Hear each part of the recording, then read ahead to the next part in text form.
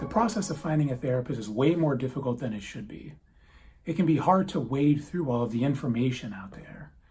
At the end of the day, I believe that people are looking for a therapist because they're going through a difficult time in their lives.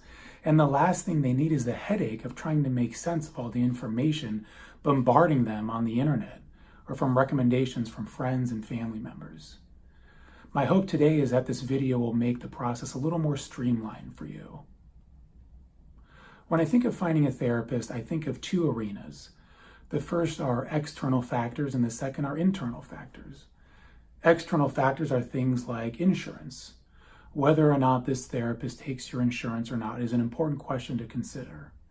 But of course, insurance is a little tricky because some insurance companies will place limits on what they reimburse. They might decide that what you're going through is not something they want to pay for. Or they might say that they're going to cut off the treatment earlier than you and your therapist decide is useful for you.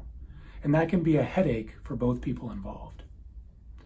The other things to consider for finding a therapist are what their credentials are, what they focus on, where they're located, how much they charge if you aren't going to be using insurance. Aside from those external factors, there are some internal factors that I want to mention. Somewhat different than physical therapy or dentistry or going to a physician is the fact that working with a therapist is built on the relationship between yourself and the therapist. Of course, all therapy is problem-focused, trying to solve some specific difficulties in your life.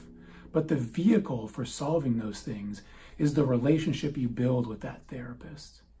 So when you're talking with a prospective therapist, it's important to be considering whether or not you believe you can build a relationship with this person. Does it feel like they understand you? Does it feel like you can trust them? Does it feel like the therapist is interested in getting to know you as a unique individual?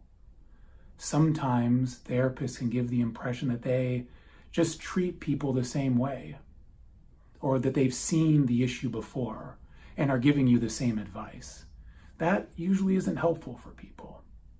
So I encourage you to be considering, does this therapist feel like someone who is interested in you, who is open to getting to know you, and does this therapist feel like someone who you can trust and you can rely on? Because at the end of the day, you're going to be sharing some intimate things about yourself.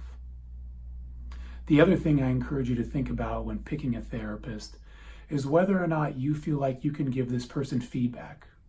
The great thing about the therapy relationship is that it's malleable.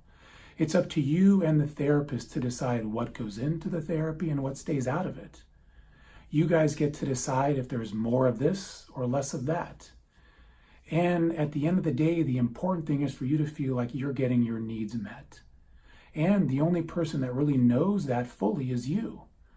So you want to feel comfortable opening up about the things that are working well and the things that aren't working well. You want to feel like you can share with this therapist your discomfort or your frustrations with the therapy itself, and feel like those things are going to be heard, they're going to be recognized and valued, and they're going to be listened to. So at the end of the day, you want to feel like you can trust and rely on this therapist, and you want to feel like they are someone who welcomes your feedback and is encouraging of hearing your thoughts about the therapy in general.